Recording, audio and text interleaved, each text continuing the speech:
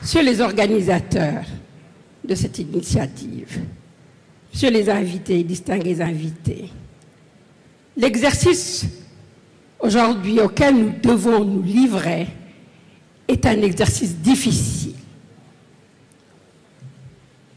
Il est difficile de parler de soi. Il est difficile de parler de son parcours.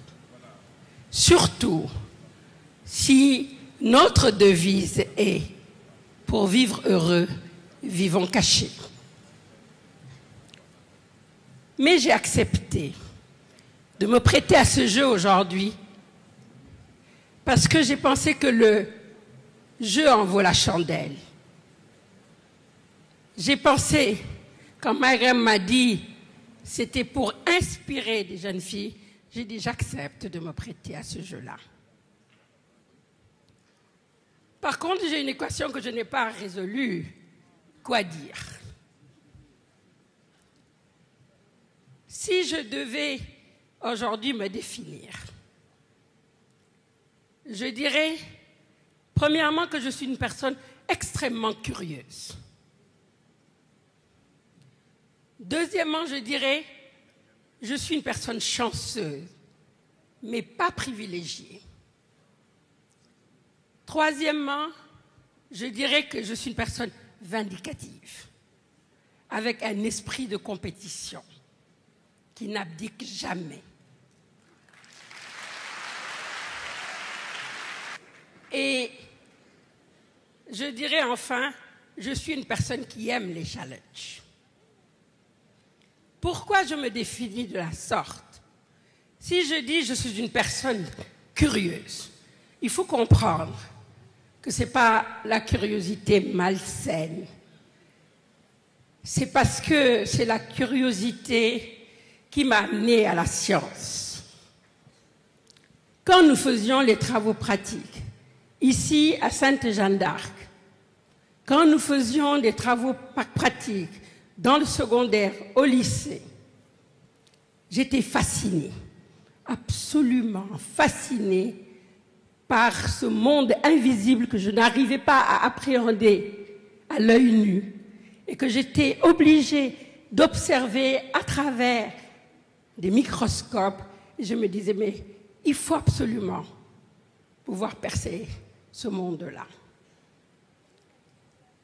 Je dis que je suis curieuse et malheureusement, peut-être qu'il n'y a pas un de mes enseignants dans la salle parce que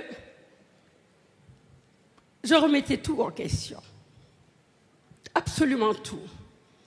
Et je me rendais compte en posant des questions à mes enseignants qu'ils ne connaissaient pas tout. Et je continuais à chercher parce que je me disais, ils n'ont pas la réponse à tout. Je me suis définie comme une personne chanceuse, mais pas privilégiée. Effectivement, je suis une personne chanceuse parce que je suis issue d'une famille qui est une famille maraboutique, mais avec des membres éminemment éduqués. Quand je dis une famille maraboutique, je pense que le mot que j'ai le plus mémorisé, c'était « Iqra ». Iqra. Qui voulait dire qu'il fallait étudier, s'il fallait traverser les océans, s'il fallait aller chercher les connaissances partout, il fallait y aller. C'était quasiment une prescription divine.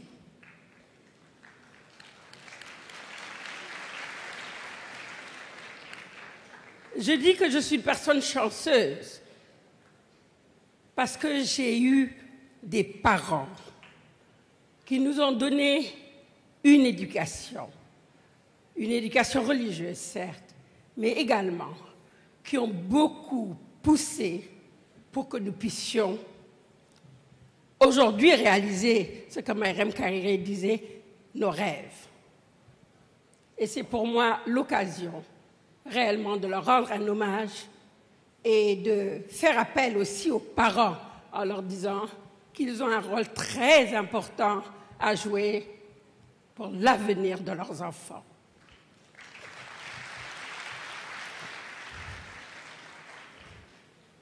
Je disais que j'étais pas privilégiée. J'étais chanceuse parce que quand vous vous retrouvez dans un environnement où l'éducation est une valeur, où le travail est une valeur, c'est une chance. Mais je disais que je n'étais pas privilégiée. Je n'étais pas privilégiée parce que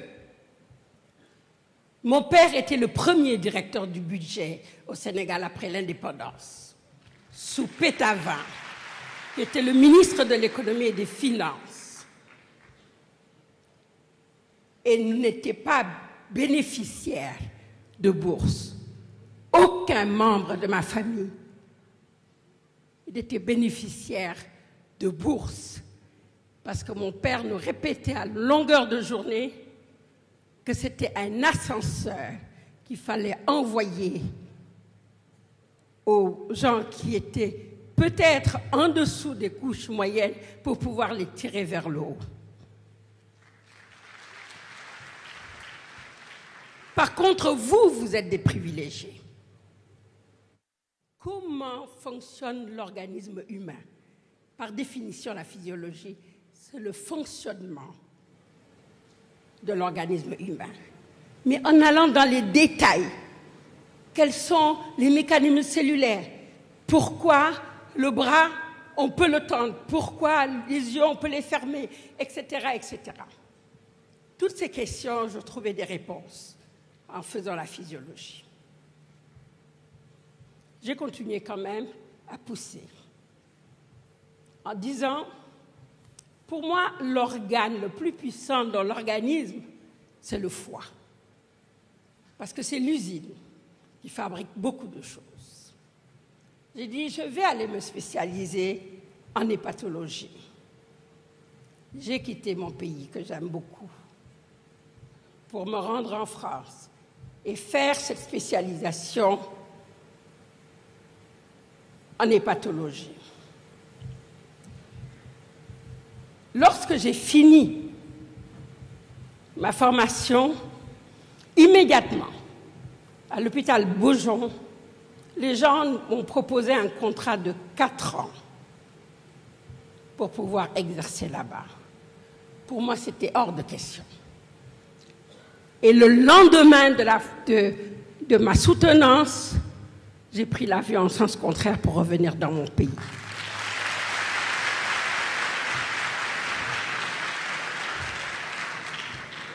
J'entendais leur voix résonner. Parce que, au moment où je quittais la France, ils me disaient, mais Aminata, qu'est-ce que tu vas aller faire chez toi? Tu ne retrouveras pas le même environnement pour faire ce que tu es en train de faire ici. J'ai dit, mais je suis sûre que je serai plus utile dans mon pays qu'ici. Malheureusement, comme on dit, nul n'est prophète chez soi. Ma vie professionnelle a été ponctuée par de nombreux combats. Le premier combat, c'était, j'avais fait plus de 15 ans, 2 ou 3 thèses sur les hépatites. Et je me disais, on ne fait rien dans mon pays. Ce n'est pas possible. C'est une préoccupation de santé publique. Comment ça se fait que personne ne réagit face à une telle pathologie? Je n'étais pas écoutée, c'est ça la vérité. J'ai continué le combat jusqu'à mettre en place le premier programme national de lutte contre les hépatites en Afrique.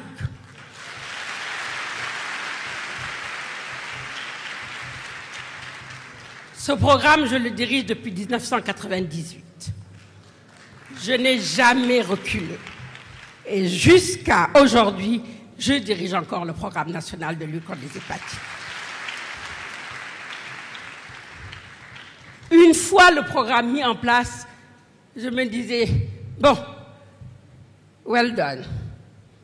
On peut peut-être tourner la page. je m'étais trompée.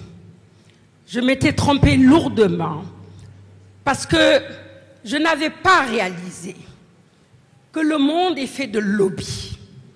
Au niveau international, il y avait des évidences pour moi qu'il fallait lutter contre cette pathologie et les stratégies étaient claires.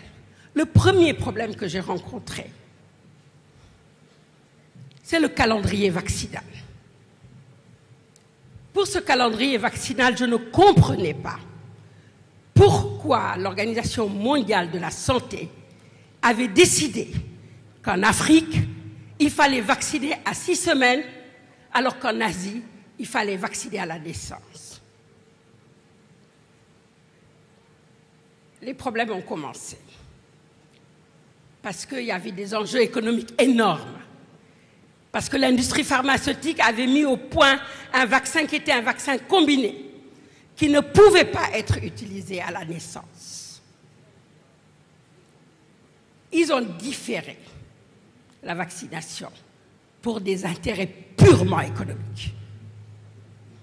J'ai dit non, on ne peut pas laisser faire. J'ai donc décidé d'utiliser la science pour faire revenir nos dirigeants à l'orthodoxie, parce que tout le monde s'était engagé à vacciner à 6 semaines, sans raison. La seule chose, on leur avait donné une sucette en leur disant « il y a un programme qui va se mettre en place et qui va aider votre pays à vacciner les enfants ». Mais tout le monde avait caché l'enjeu économique. L'actuel ministre de l'Enseignement supérieur, de la Recherche et de l'Innovation, professeur Mary-Teuw Niane, avec qui je suis à l'Académie nationale des sciences et techniques du Sénégal, nous avons pris le pari qu'il fallait démontrer qu'on devait vacciner les enfants à la naissance et pas à 6 semaines. Nous l'avons fait. Nous avons dit il faut qu'on arrive à montrer que la transmission verticale mère-enfant est très élevée. 20%. L'OMS disait 0,5%. On a montré pour la première fois dans le monde que la transmission mère-enfant du virus de l'hépatite B était à 20%. Et qui ne contrôle pas 20% de la population cible ne peut pas contrôler l'infection.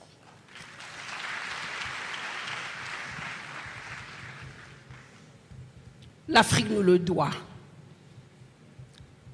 L'Afrique le doit aux travaux scientifiques que nous avons eu à mener. Parce que sans ces travaux, personne n'aurait pu contrôler cette infection, qui est le premier cancer responsable du cancer du foie. 80% des cancers du foie, ici en Afrique, sont dus au virus de l'hépatite B. Vous voyez que l'enjeu sanitaire est énorme. Ça, grâce à la science. C'est pour ça que je vous encourage à embrasser les sciences.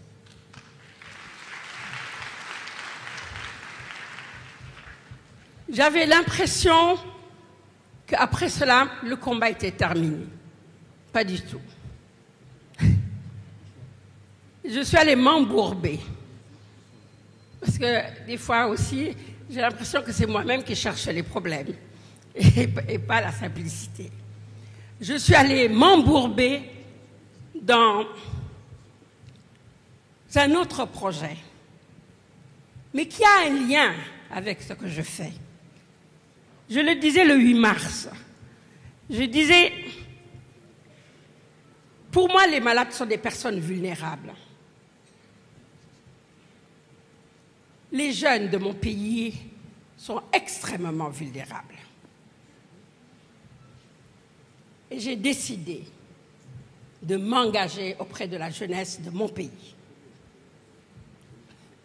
Pourquoi?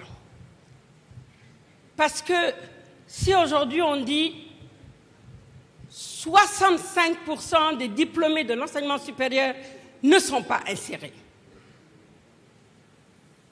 quel gâchis! Quel gâchis sur le plan économique!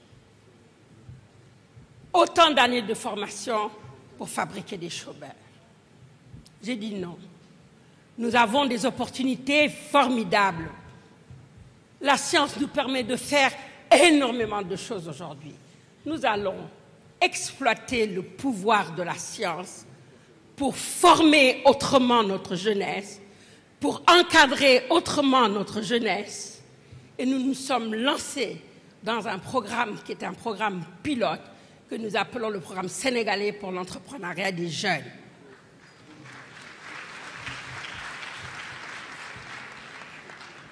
Je dois dire qu'en utilisant tout ce pouvoir de la science, les résultats sont quand même spectaculaires. En une année, nous avons permis la création de plus de 300 entreprises. Nous avons permis la création de 1987 emplois. Et nous ne nous sommes pas arrêtés là. Nous avons lancé, il y a de cela moins d'un mois, une plateforme d'Internet des objets et d'intelligence artificielle, parce que nous savons que c'est ça l'avenir.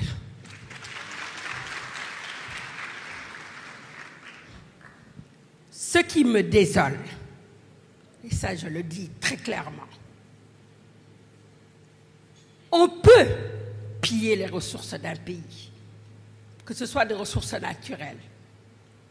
Mais si on colonise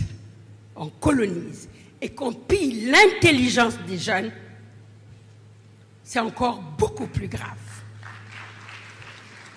Pourquoi je dis ça? Je dis ça parce que la tendance à l'heure actuelle, c'est de voir beaucoup de nos jeunes participer à des grands concours internationaux où ils présentent des projets avec des idées qui ne sont pas des idées protégées. On récompense une ou deux personnes. Les idées sont piquées et on les met en œuvre ailleurs. J'ai dit, il nous faut renverser cela. Nous devons mettre les jeunes dans des conditions telles qu'ils puissent exprimer leurs talents ici, en mettant en place des laboratoires scientifiques aux standards internationaux qui leur permettront d'évoluer dans notre pays. C'est ça le défi. Et je voudrais inviter tous les jeunes, filles ou garçons, à venir visiter cet écosystème, à venir voir ce qui est possible ici chez nous, sans se déplacer. Et je pense que c'est par là que je vais terminer. Je vais peut-être vous décevoir. Ce n'est pas un appel aux filles, c'est un appel à toute la jeunesse. Tout le monde doit s'engager dans les sciences si nous voulons tacler les problèmes que vit l'Afrique. Je ne parle même pas de mon pays. Pourquoi, par contre, devons-nous encourager les filles? Parce que si l'environnement est le même, si nous avons le même nombre de neurones que les hommes, elles ont plus de contraintes. Ces contraintes, il faut les surmonter. Et il faut vous mettre dans la tête que qui veut peut. Qui veut peut. C'est ça ma philosophie. Qui veut peut. Il faut donc vouloir pour pouvoir. Je vous remercie de votre attention.